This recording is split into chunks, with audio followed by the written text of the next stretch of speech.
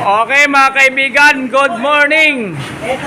So for change oil tayo Chevrolet na Spark. So i-share lang natin mga kaibigan paano tayo mag-change oil dito sa Shell. Lalagay tayo ng flashing oil.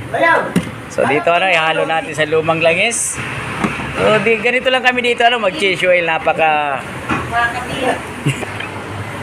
Idol.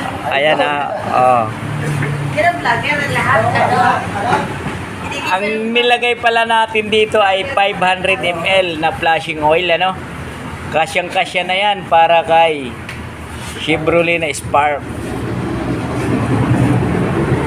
Yan mga kaibigan. Mga kabarangay, mga kaibigan.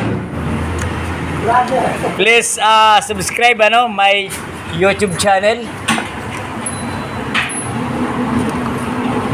Ayaw na matakpan, puro kabal bahutugan. So okay, nailagay ng flashing, magpapaandar na tayo hindi na marami pa shot. Banata na agad para matapos. Sus ini madam. Wala yata dito. Ito. So ito mga boss Spark na Chevrolet. So ito, paandarin na natin.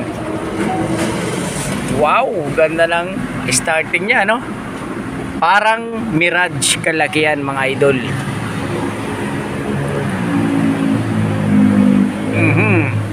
Please like and share na lang ng ating channel Jess Mechanic, CG Mechanic, Jess Motovlog nga pala. So marami tayong account, Facebook page, Facebook account.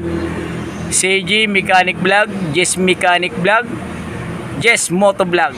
So yan mga idol ang ating Facebook page.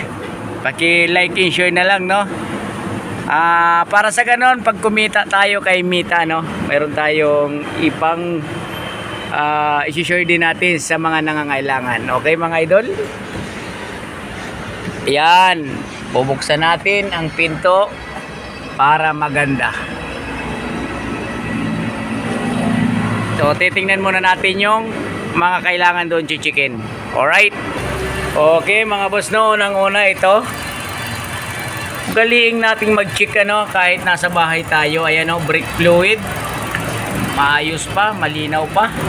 Ay nasa maximum level pa yan. Ayan Tapos coolant. Engine coolant. Pink na pink pa So nasa na siya low. Kulang lang siya ng konti para sa maximum level. Konti-konti lang naman pero pwede pa yan. Tapos syempre yung wiper, windshield washer, ito ang takip niya ay original.